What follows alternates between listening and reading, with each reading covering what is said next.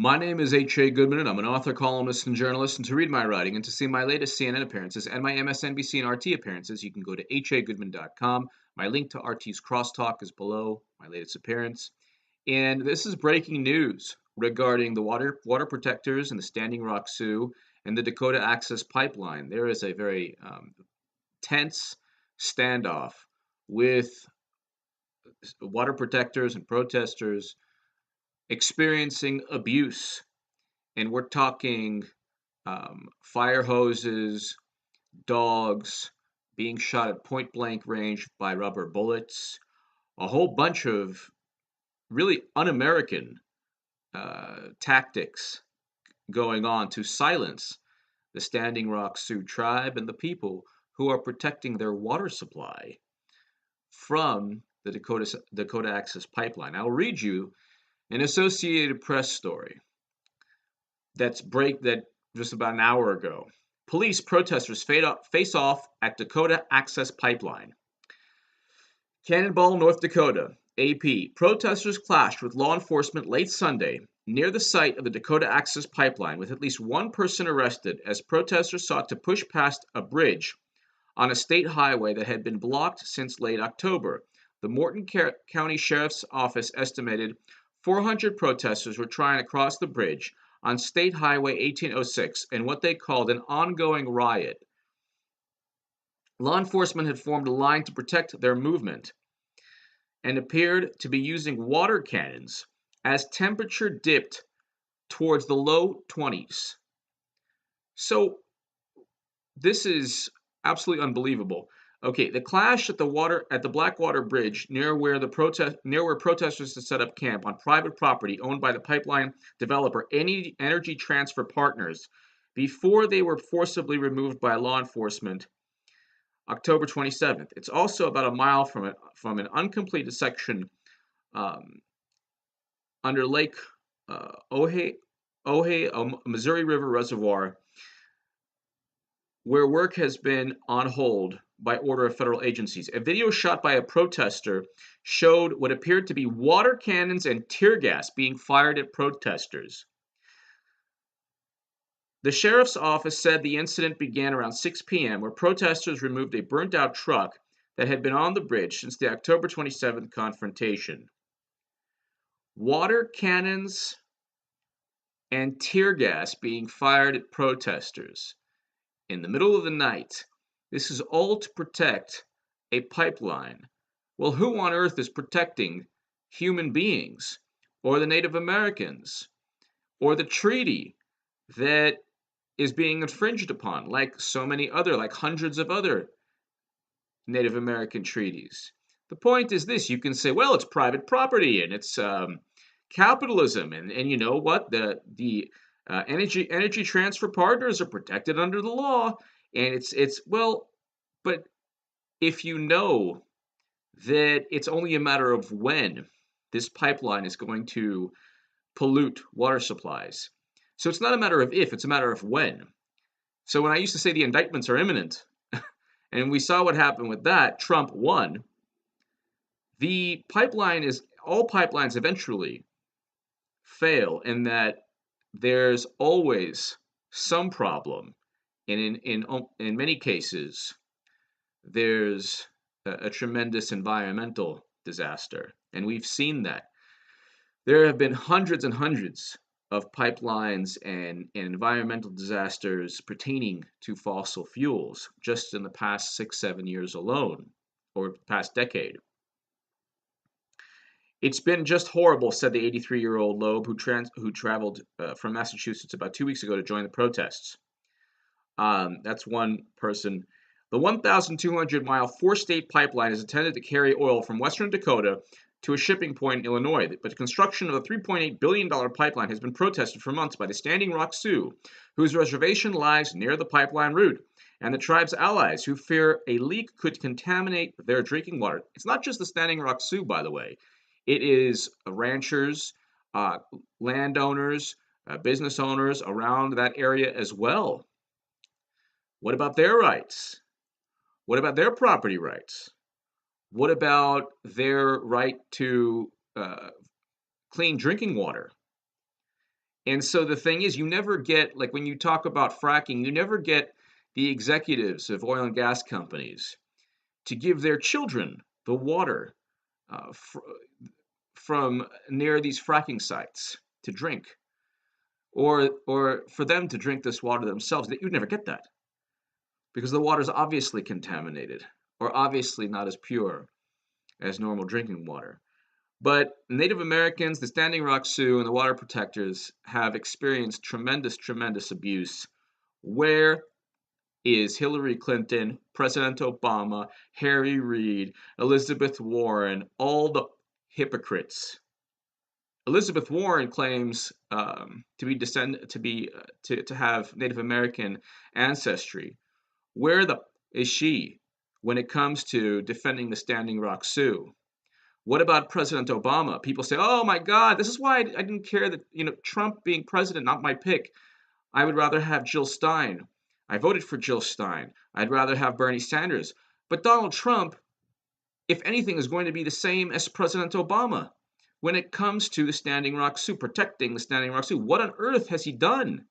We have had, under a Democrat in the White House, water hoses, dogs being sent to attack the water protectors, people shot at point blank range with rubber bullets. What has Attorney General Loretta Lynch done? What has Hillary Clinton said? She is funded by the fracking and the oil and the gas corporations, so she won't say a damn thing. And this whole thing, misogyny and racism and Trump and, oh my God, nationalism. What about the extreme nationalism or the extreme, I guess you could say, racism within the Democratic Party when it comes to completely ignoring a United Nations report that I'll read you right now? November 15th. Native Americans facing excessive force in North Dakota pipeline protests. UN expert. Now, what if this happened under Trump? You would read every single progressive publication denouncing it, but because it's President Obama, because it's a Democrat in office, silence, virtual silence in most progressive publications. It's all about misogyny and this ridiculous notion that 53% of white women hate themselves because they voted for Trump, or 29% of Latinos hate themselves because they voted for Trump.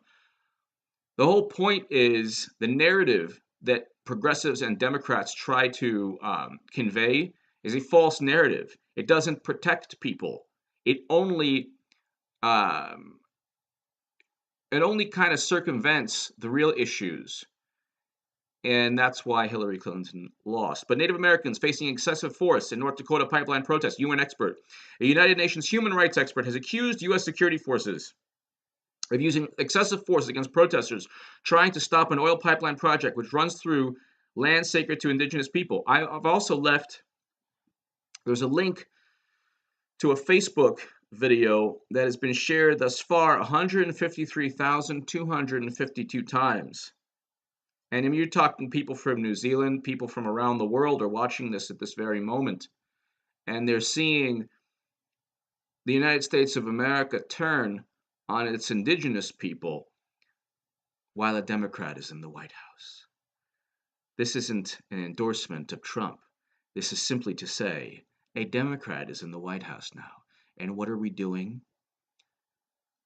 Progressive publications like Slate and the Daily Beast are talking about how Trump hates women, not how President Obama has done nothing to help the Standing Rock Sioux. Law enforcement officials, private security firms, and the North Dakota National Guard have used unjustified force to deal with opponents of the Dakota Access Pipeline, according to Mene Kiai, the UN Special Reporter on the Rights to Freedom of Peaceful Assembly and Association. Some of the 400 people held during the demonstrations have suffered, quote, inhuman and degrading conditions in detention. Protesters say they have faced rubber bullets, tear gas, mace, compression grenades, and beanbag rounds while expressing concern over environmental impact and trying to protect burial grounds and other sacred sites from the Standing Rock Sioux tribe. By some estimates, North Dakota has spent over $10 million battling indigenous people, activists, water protectors. $10 million. Do you think they would have caused $10 million even if left without any security force on the pipeline, you think these people would have destroyed $10 million of the pipeline? Of course not. And this is why this is an issue that spans beyond progressive or conservative, beyond Trump or Obama or Hillary. This is something where when you have an abusive government in terms of using extreme force to silence people who would not have, they've spent thus far well over 10 million. These people would not have cost $10 million in damage. And the point is, you are sending dogs and using water cannons and tear gas and rubber bullets and all and inhuman treatment while detained. This is the United States of America. We still have President Obama in office. Where are the progressives? They are nowhere to be seen. They are engaging in what I consider mental masturbation, doing nothing but touching themselves in the nicest way possible, simply to make themselves feel good, because Hillary Clinton was a miserable, failed candidate who couldn't beat Donald Trump, who spent his entire life as essentially a celebrity and a billionaire. Trump had a message. He was against the Trans-Pacific Partnership, which is a good thing. He was less hawkish than Hillary, who was advised by neocons, and neocons fundraised for her and a whole bunch of other things. And she had her own issues with race, where she actually called black youth super predators. Sure, Trump has said things that I disagree with, but Hillary's track record was so horrendous that Trump won. And this is fake. You talk about the fake news sites like Nate Silver's 538 and the Washington Post and the New York Times. Where are these people who claim to want to protect the country? Where's the Hamilton cast who wants to protect the country and let Pence know how diverse they are? Why aren't they talking about? Why didn't they talk about in their political statement the Standing Rock Sioux and the ongoing standoff and the ongoing abuses that these indigenous people, these water protectors, are facing? You will never find that in today's progressive movement, because generally the mainstream, I'm not talking about Jill Stein or Bernie Sanders supporters, I'm talking about the mainstream progressive movement, is led by very vapid, weak, pathetic individuals who only care about corporate power. Really, that's it. They care about corporate power and money. And when it comes to really, taking a stand, you have people like Susan Sarandon. You have people like, hey, Jordan Sheridan did amazing work. You have people like Amy Goodman, Tim Black. There are people out there who are taking a stand. Bernie Sanders, Jill Stein, and then you have Hillary Clinton and her disgruntled legion of very disillusioned, delusional, quote unquote progressives who could care less about real causes and only like to use euphemisms like sexism or misogyny to explain the world around them. Give me your thoughts below. There's an ongoing standoff right now. It's breaking news and it needs to be talked about. And I will put that Facebook link below. Share that Facebook link. It's pretty crazy. It's already been shared a great number of times. The Standing Rock Sioux tribe and the water protectors are currently, at this moment, experiencing a very horrendous use of force by people protecting the pipeline. And we'll see if President Obama does anything to protect the Standing Rock Sioux. Thank you so much for listening.